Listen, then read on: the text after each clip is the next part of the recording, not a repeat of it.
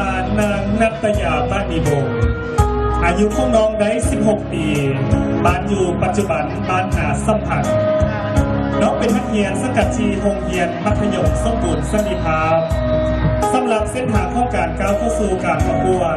ได้รับการสนับสนุนจากรัฐวิสาหกิจน้ำประปาแขวงหลวงพระบาง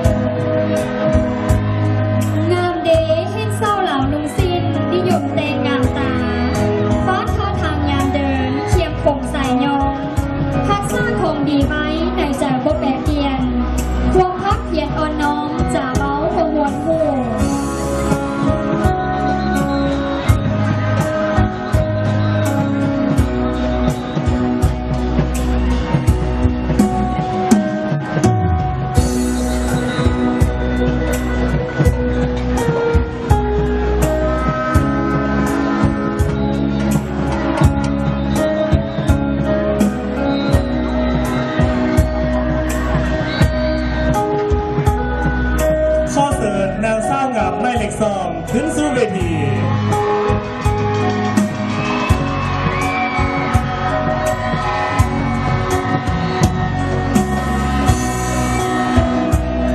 สาวงามผู้เข้าประกวดหมายเลข 2นางสาวสุดารัตน์พรสวรรค์อายุ17 ปีบ้านอยู่ปัจจุบันบ้านโพนสะอาดเป็นนักเรียนสังกัดอยู่ที่โรงเรียนมัธยมส้มบวนกองทัพเส้นทางของการประกวดแม้ได้ทำการอุปถัมภ์จากธนาคารการค้าต่างประเทศลาวมหาชนมีคำเบ้าหนึ่งเบ้าเกี่ยวกับแม่หญิงลาวพวกเขาส้มหญิงลาวสลาดหูอักคอสมวนงามต่างชาตินิยมแยงกาวข้ามสมซองประกอบดีงามพร้อมขน้องตนสักสื่อลือไปทั่วภาคพื้นโลกหญิงลาวทุกทักษะ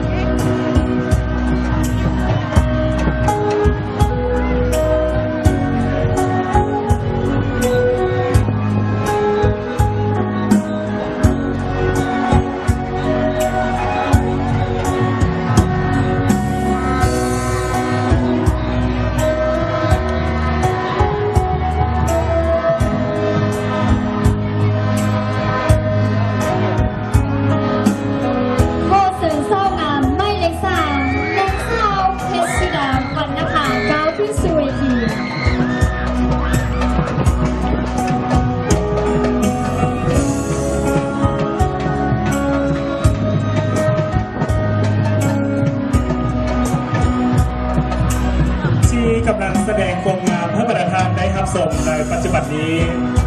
ก็คือนางสาวงามหมายเลข 3นางเพชรสุดาบรรณภาอายุของน้องได้16 ปีบ้านอยู่ปัจจุบันบ้านเดียบใหม่น้องเป็นนักเรียนสังกัดชีโรงเรียนมัธยมสมบูรณ์สันติภาพเส้นทางของการก้าวเข้าสู่การประกวดได้รับการสนับสนุนจากโรงแรมจิตเจริญเมืองหลวง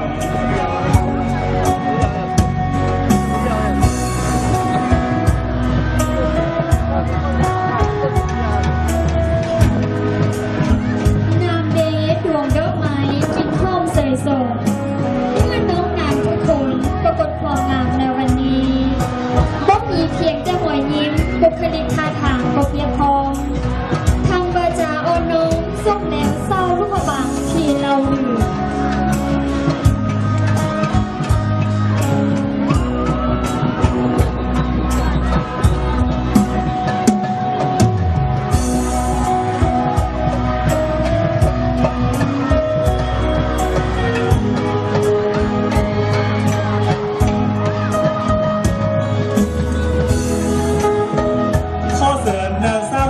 เลข 4นางสาวกัลยาอนุสาฆ์ขึ้นสู่เวที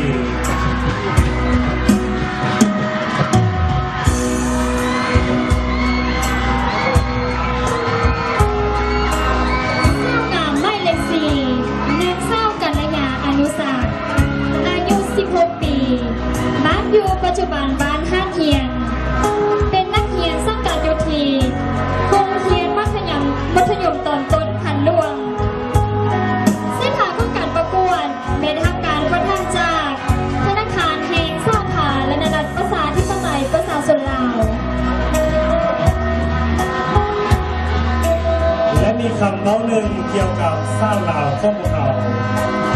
งามเดมารยาทอ่อนน้อมของบ้านหญิงลาวงามเดงามน้ำใจเปรียบเมื่อนไส้ดำงามเดงามหอยยิ้มเผ็ดดินบนเทียมเผางามเดมารยาทข้องเจ้าเพื่อจะเผาเที่ยว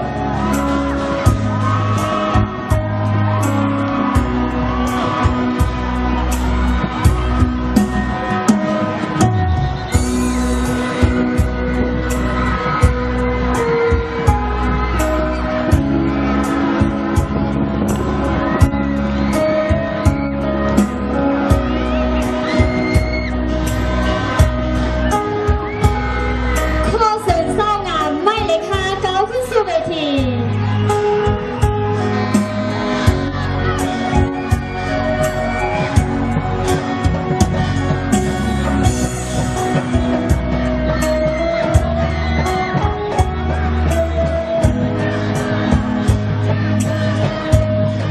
กำลังแสดงโครงงามให้กับประธานได้รับส่งในปัจจุบันนี้ ก็คือนางเศร้างามไม่เล็กค่านางพุทธศดีซี่สว่างอายุของน้องใน17 ปีบ้านอยู่ปัจจุบันบ้านเศร้าทะโลน้องเป็นนักเรียนสังกัดจีโรงเรียนมัธยมสมบูรณ์ SOS สำหรับเส้นทางของการก้าวเข้าสู่การประกวดได้รับการสนับสนุนจากบริษัทแซงเพชรก่อสร้าง ประธานที่เขาโลกดังที่พวกเขาหาพูดนำกันดีนะว่าหลวงพระบางเป็นเมืองที่มีมนต์เสน่ห์คังเป็นเมืองมรดกโลกแห่งทำอิฐของประเทศลาวฉะนั้นจะมีคำข้อหนึ่งที่กล่าวไว้ว่าหลวงพระบางเมืองน้ำนำกระเดื่องเรื่องหนึ่งวัฒนธรรมงามทิวทัศน์ธรรมศาสตร์มารยาทสาวเมืองเชียงคงสมแล้วที่เป็นเมืองท่องเที่ยวทางด้านวัฒนธรรมและธรรมศาสตร์จนได้รับสัญนามว่าเป็นเมืองมรดกโลก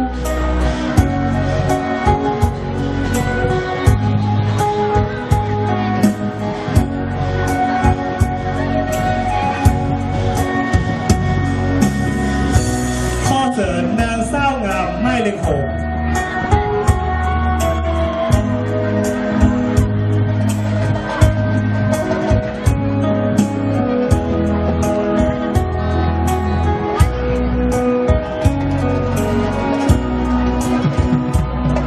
ที่กำลังแยกแสดงโครงงามให้กับประธานได้เข้าชมในขณะนี้ คือเศร้างามผู้เข้าประกวดหมายเลข6นางเศร้านุจนาสุเทพมณีอายุ 17 ปี บ้านอยู่ปัจจุบันบ้านนาหลวง เป็นนักเรียนสังกัดอยู่ที่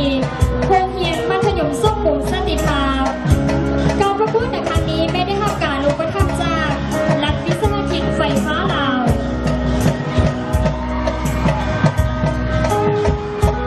เศร้าล่วงพบางงามเอกางสถานทิมดินจำปา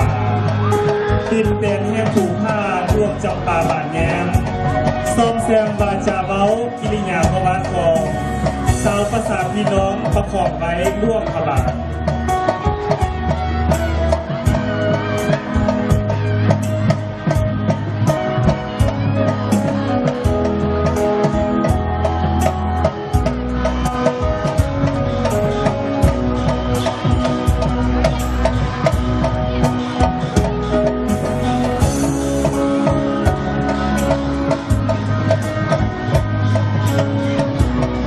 คู่เสริญเศร้างามไม่เล็กเจ็ดนางเศร้าสุริศาซิ่งห้าวงศ์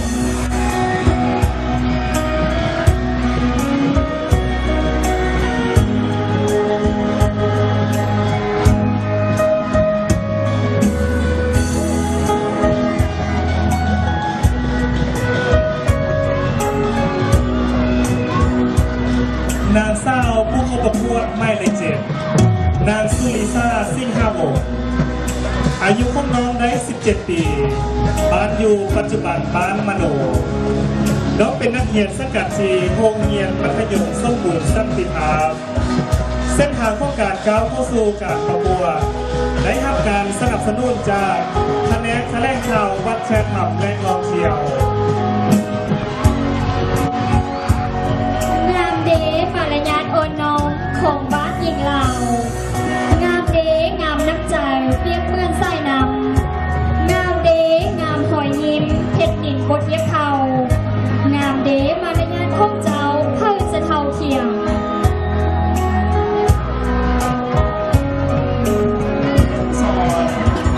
ยุของน้องได้18 ปี ปัจจุบันอยู่บ้านสังกะโลกเป็นนัก ข ศึ อก ษา บ้านของชาวภาษาพี่น้องประกอบไปร่วมขบาน บอกแล้วโลกประบาลเป็นดินแดนแห่งอริยธรรมดินแดนที่ไม่ควรให้ผมสนใจ เพราะว่าเป็นเมืองมรดกของโลกในขณะนี้ท่านกำลังทรงผมงามของนางสาวท่านจรีมโนสอนผู้เข้าประกวดหมายเลข11 ข้อเสริญสร้างงามไม่เลข12ก้าวขึ้นสู่เวที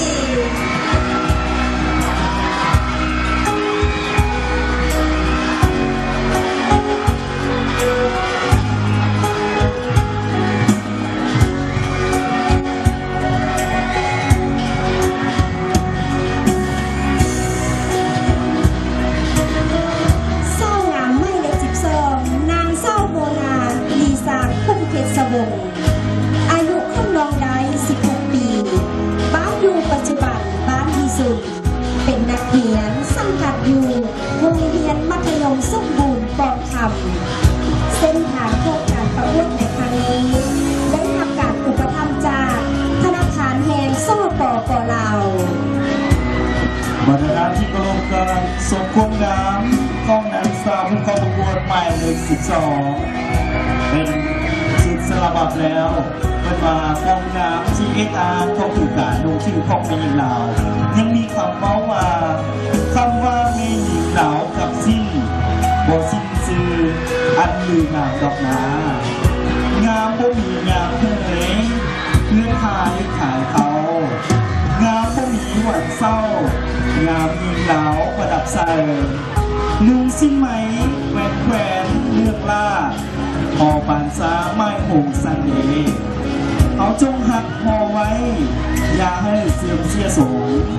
คงเพศดินแดนเหลาดาวการเข้าหย่อยอม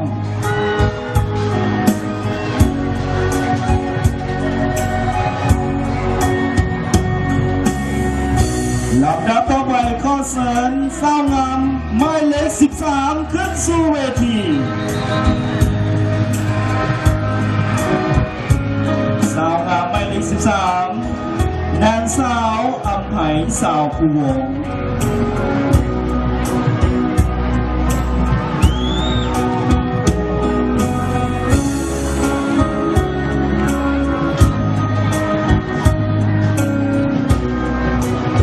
ปัจจุบันนี้ประธานผมสมพงษ์งามของผู้เข้าประกวดหมายเลข13 นางสาวอำไพสาวภูวงศ์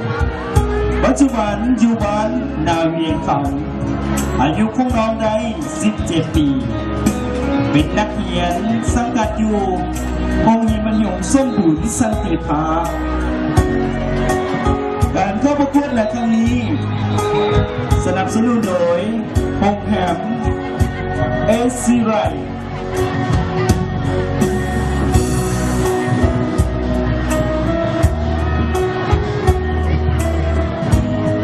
งามเดมารยาทอ่อนน้อมของบ้านหญิงลาว งามเดงามน้ำใจเปรียบเพื่อนนำงามเดงามหัวยิ้มเพชรนินบอเทียบเท่างามเดมารยาทของเจ้าให้จะเท่าเทียม เสือดีว่าบรรดาท่านอยู่ในนาทีนี้คงจะเห็นความงามของนางสาวแต่และไม่เล็กคงจะติดตามรับชมอยู่ทางบ้านก็สนิทกันคงจะเจอจนเจอจอให้กำลังใจกับนางสาวผู้เข้าประกวดทั้ง30 ไม่เล็ก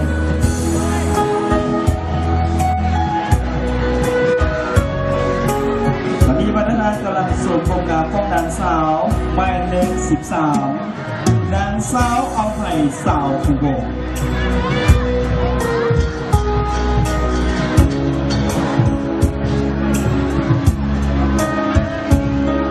ข้อเสริญเศร้างามไม่เล็ก14ก้าวขึ้นสู่เวทีเศร้างามไม่เล็ก14นางเศร้าจันทกรขั้นแก้ว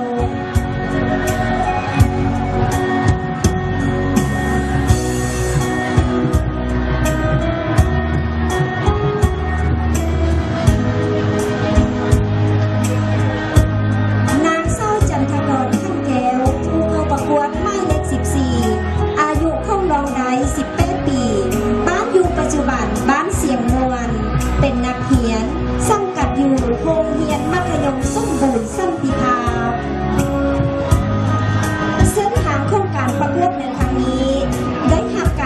ธรรมจากห้างเสริมสวยจูมารี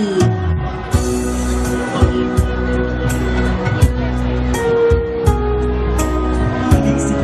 15อายุของน้องได17 ปี ปัจจุบันอยู่บ้านพลแผงเป็นนักเรียนสังกัดอยู่โรงเรียนมัธยมสมบูรณ์สันติภาพเส้นทางการเข้าประกวดในครั้งนี้ถูกนำโดยแผนกอุตสาหกรรมการค้า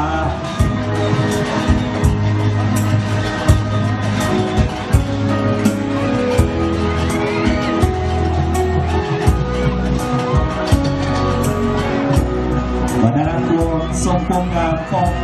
นางสาวผู้เข้าประกวดหมายเลข15แล้วแต่ละสุดของนางสาวผู้ช่วงสายเข้าประกวดมีที่ความงดงามสอแสดงถึงซี่ไม้ลายมืออันปานีของเป็นหญิงเหล่า แม้แล้วดังคำเว้าที่ว่า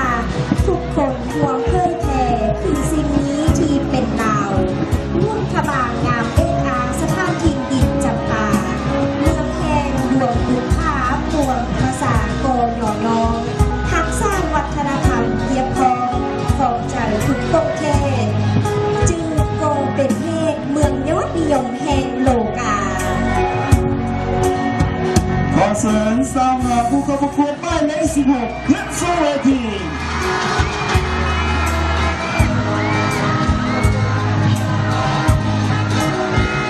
สาวงามหมายเลข16นางสาวสดาเพชรเจริญพล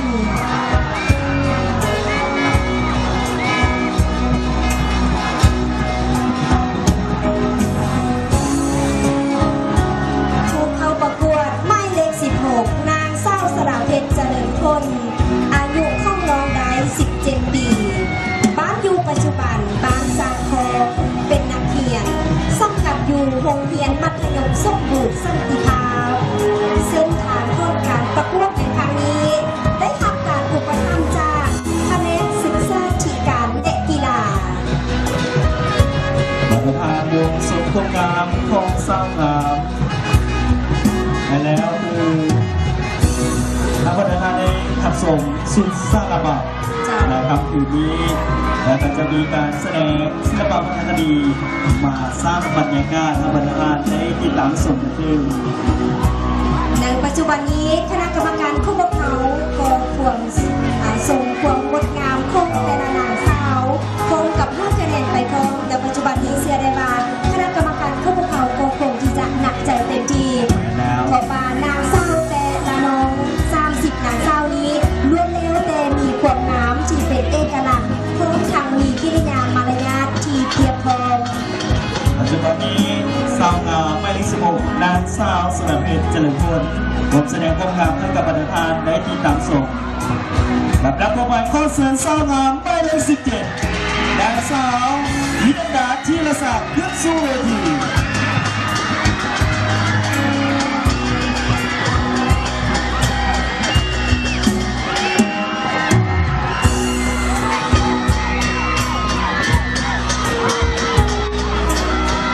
ผู้เข้าประกวดหมายเลข17นางสาววินดาธีรศักดิ์ปัจจุบันอยู่บ้านผมครัวอายุของน้องไร17 ปี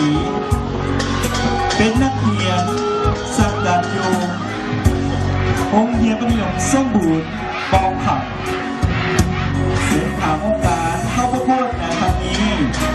และการอุปถัมภ์โดยแผนกการเงินแขวงร่วมขบาง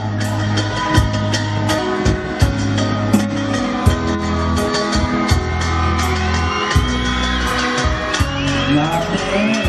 เป็นเศร้าเหลางานดุสิ้นนิยมแต่งหน้าตาวัฒนธรรมงามเดินเทียมผมสายย้อมทักษะของถือไว้ในใจมองแปดเดียนรวมทัพเพียนพ้องน้องจ่าเว้าก็บนหมู่นั้นแล้ว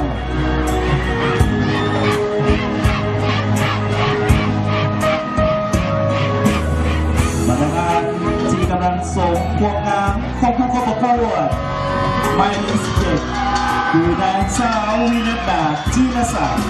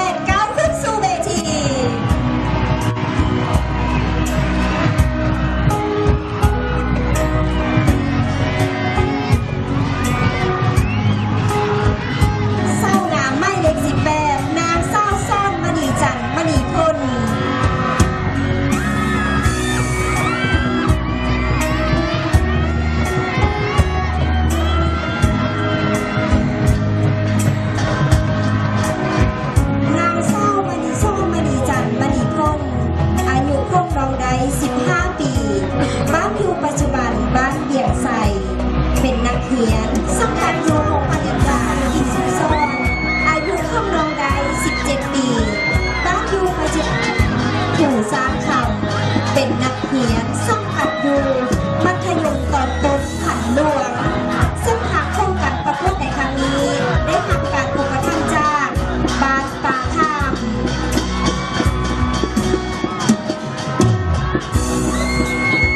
ต่อมาเป็นผู้เข้าประกวดสาวงามพรหมายเลขสามและนักแสดงดี เจ้า สำหรับที่นี่ก็ได้รู้สึกว่าประทับใจกับผลงานของผู้เข้าประกวดทางสาวกันเลยเนาะและก็ยังวงดนตรีเท่านี้ยังมีแนวห้องที่สามอาจจะได้รับส่วนผลงานเป็นสุดสำหรับของหนังสาววัยนี้สามีถึงวัยนี้30อย่างนี้ดื่ม และแล้วและในคำคืนของวันนี้เจอกัน ทางสงกรานต์ในปีนี้ก็คือแม่นางเชฟธิดาองค์เทียนสมพระนามว่านางทิวิภาทีวีรับใช้ทวี เจ้าวัฒนธรรมที่เขาลงในปัจจุบันนี้ทุกทางทั่วภาพทรงความงดงามของนางสาวผู้เข้าประกวดหนังฮอปที่สองหนังสุดสารบับนั่นเองเสียดายมาในปัจจุบันนี้ทางกองเสียงพวกเขาและทางคณะกรรมการก็คงที่จะนับใจกันเต็มที่เจ้า จะทุ่มเทคะแนนให้กับนางสาวอย่างล้นเหลือและสิ่งสำคัญผู้ที่มีความงามที่อยากเป็นพอจะเป็นตัวแทนผู้สร้างอยู่ในระบบหรือเป็นบ้านหนังสร้างขาดที่บอกจะได้เข้าในที่แห่งอแต่มือสร้างคันเหล่าและมือสร้างมันขึ้นอยู่ที่โลกของเราก็คือปีนี้บวกกับมื้อวันที่ 15 และมื้อวันที่ 16 และก็ยังมีหลากหลายกิจกรรมดังนั้นข้อเชิญชวนเลยบรรดาแม่ผู้มีเกียรติเราความพี่น้องตามแขวงที่มีโอกาสได้มาเที่ยวส่งร่วมมาหรืออยากจะมาท่องเที่ยวได้เดินทางมาได้กันอยู่มีนักไปกิจกรรมตั้งแต่ปัจจุบันนี้จ